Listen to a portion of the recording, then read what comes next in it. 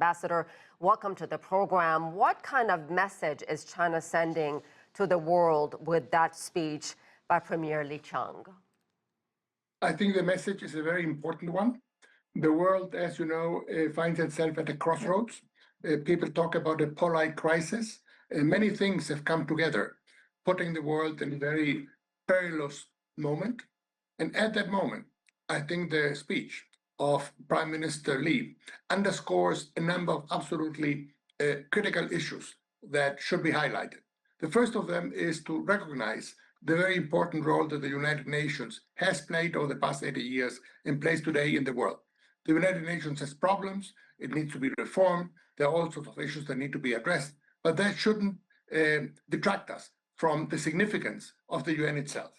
The second issue related to the previous one is, of course, the issue of multilateralism. There's a lot of talk about unilateral action in the world today, and it seems to me what China is highlighting is that we cannot address our global challenges without multilateral action. And that, it seems to me, is absolutely central and critical.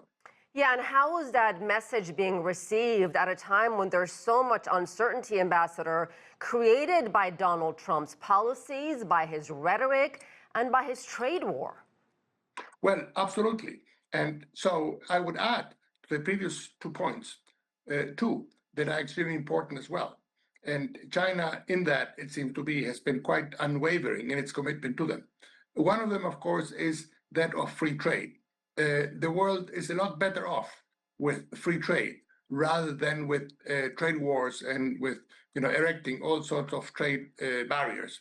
And that is something that China both preaches and practices. So that is very important. And the other thing, of course, that we shouldn't forget, that is that sort of the next big thing that's coming to us is already with us, of course, and that is climate change. In his speech, Prime Minister Li underscored how significant it is for the world to realize the threat that climate change presents, the need to reduce carbon emissions, and the need to move forward on, clean energy sources like wind, like solar, in which China is playing such a critical role, both at home and abroad.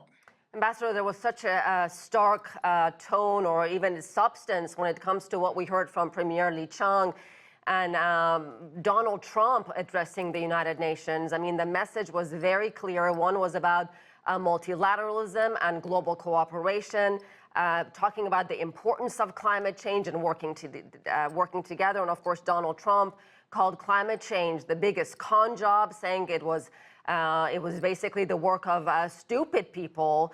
And when you hear the tone, which is so different, you believe China is filling a void here, a void created by Donald Trump. Are we seeing shifting alliances, sir, especially in the global south? Well, absolutely. I mean, the fact is, numbers don't lie. 2024 was the hottest year ever since we have been recording global temperatures. So the notion that somehow climate change is a fiction, that it is something that doesn't exist, is not something that has any relation with reality. Climate change is absolutely with us. We see it in the natural disasters that are impacting all around the world, and it is important to do something about it. Otherwise, humanity, as we know it, will cease to exist. So it seems to me that by taking up the banner of fighting climate change, China is absolutely on the right track and on the right side of history. All right, we're going to leave it there. Ambassador Jorge, Heine, thank you so much.